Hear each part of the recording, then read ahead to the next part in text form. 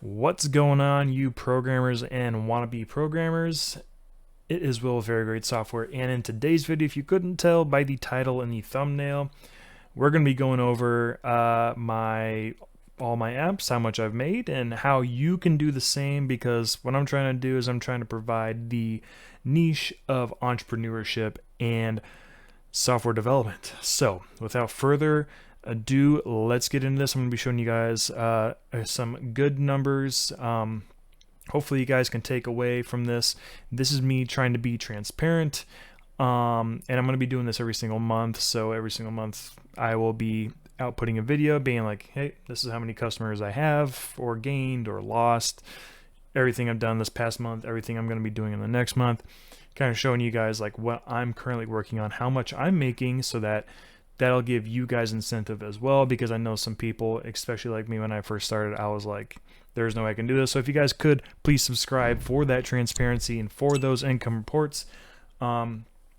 Once I get my blog all set up and everything, and because there's like some certificate issue, but as soon as I get my blog up, I think I'll just be like posting some blog posts, really short, quick, simple, to the point, screenshots.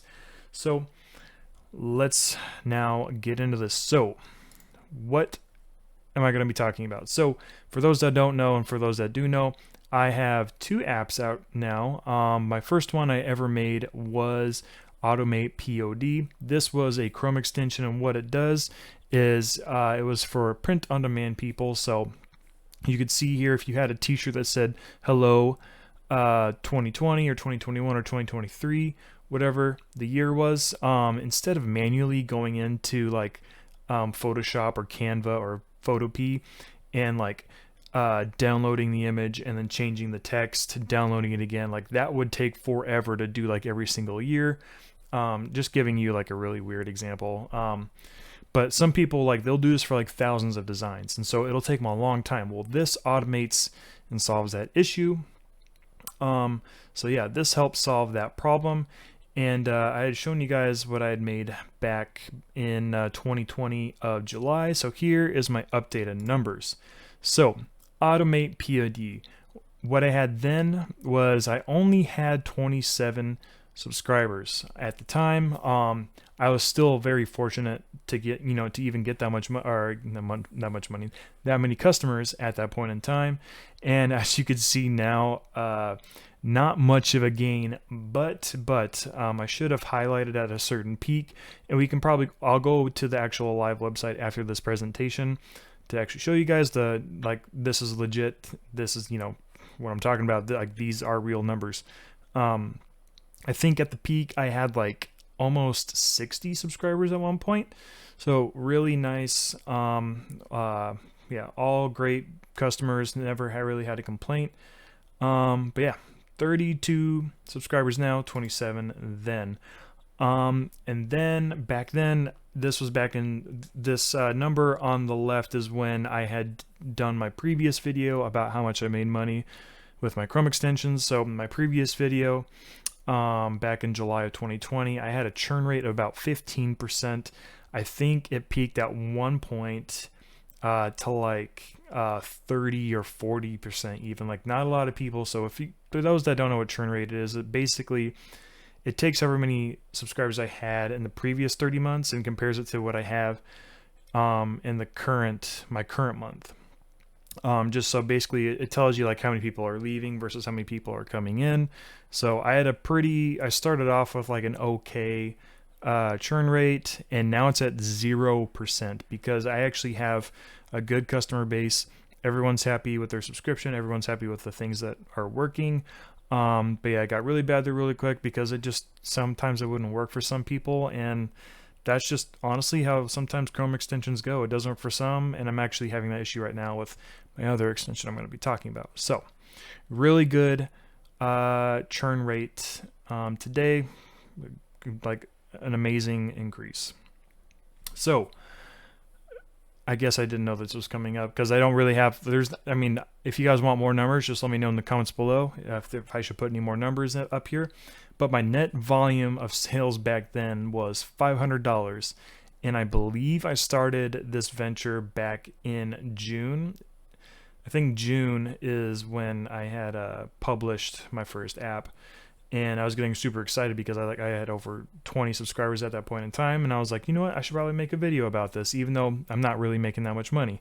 But now, look at this. Now, net volume from sales almost $15,000, almost $15,000, and that has been, what's that? So I launched in June, so June to this June plus July, August, September. So a year and 3 months, I've made $14,500. So if you take away 3 months, I mean, I think I also have my monthly recurring revenue coming up next, but I mean, yeah, just amazing, great, like great numbers. I don't think we're really going to grow much from here because this niche of this software is like very low. There's not a lot of people that really need to use it per se.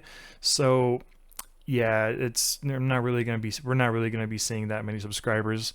So I'm just going to keep this out there. It's going to continue to work. If I ever need to do a bug fix, I'll do a bug fix. But yeah.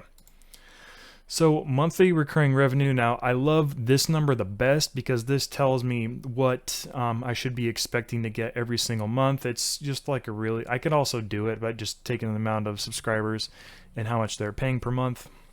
But back then, in July, no, it's definitely July, had a monthly recurring revenue of $420. And I'm pretty sure we'll go look at the website. I'm pretty sure I almost peaked at like $1,100 of monthly recurring revenue. So 1,100, let's just say 1,000 times 12 months, $12,000 in a year just from one app. And if you have multiple apps out there with, low maintenance, some of you'll get occasional bugs every now and then. $12,000 for one app. You make 5 apps. That's $60K a year. Anyone could live off of $60K a year within the States. But yeah, great numbers. My next extension that I had made is called Bubble Scout. Now, Bubble Scout was a niche research tool. I don't know why I'm having a hard time saying niche, for Redbubble. It's the only research tool for Redbubble. So if you guys this is another print on demand. I think you guys can see which niche I'm going into, which is print on demand. It helped tackle the issue of like, if you're a person that is designing stuff, how can you see guaranteed sales? Because anyone can just make anything and throw it up on a website and hope that it gets sales. Well, this basically guarantees it if you're willing to use the tool and do the research yourself. So it helps a lot of people figure out, like if they want to get into the Squid Game niche or like some TV show or movie that just came out, even though you really shouldn't be doing that. You should, because that's copyright, IP infringement stuff. But anyways, that was the tool I made. So let's get into the numbers. Okay. So today I have 127 subscribers, 127. And I believe the reason why I have this many right now is because I'm using Shopify. Now, knowing what I know now, I probably, there's a lot of good that comes with Shopify because it's really easy to make a website. It makes it really easy to create products on the app or a website, whatever you want to call it. Really easy to do a bunch of neat things with Shopify, but there's some downsides. So I couldn't really, I could probably hook it up with like Firebase, but I was hoping to write less code, which I did, but I feel like I had to like hack stuff a little extra. Like I had to do some like hacky things to get around Shopify and calling out to like my APIs on my servers and Firebase. So I'm kind of mixed on using Shopify as like, the front end website for your app. With a Chrome extension, probably not so much, but maybe for like just like a normal SaaS product that, I don't know. Do with what you want with it. If you guys want, I can probably make a tutorial about how I integrated my app with Shopify. But 127 subscribers, a lot more than my previous app, but they don't pay as much as my other app. So, and this doesn't really have a then versus now because I didn't make this a year ago. But my returning customer rate is almost 30%, which is I feel like that's a pretty good number. You know, people are keeping their subscriptions. They're not really leaving our service. Although I do see that people leave because they have login issues, which is one of the hacky things I kind of had to do with Shopify. But some people figure it out because they're smart enough. Other people's not so much. They have issues, and they're saying like, "Oh, I can't log in," even though I just paid. And I'm like, "It works for me. It works for 100 other people. Why does it not work for you?"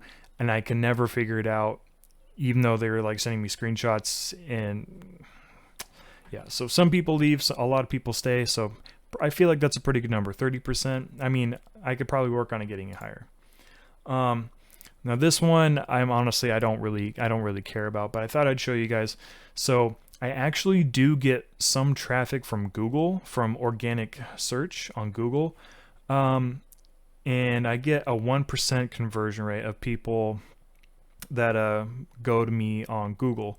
Now, my primary source of customers is actually from YouTube, because I do like a partnership with an influencer, which I'm going to be making another video later. I could probably link, hopefully if I remember, I'll link that next video I'm going to be making up here about actually how to find customers and get sales for your software or your SaaS products. But yeah, like 1,300 sessions of people adding it to the cart and only 350 actually converting. So I actually have had, at one point, if everyone would have stayed, I would have had 350 subscribers. But I actually, it's been at a growing rate. We'll check the numbers later. Excuse me. The total number of sales since, I believe that is March, because January, February, March, yeah. I believe that was, yeah, now I'm kind of second guessing myself. I'm pretty sure it might have been February when I first launched. I'm pretty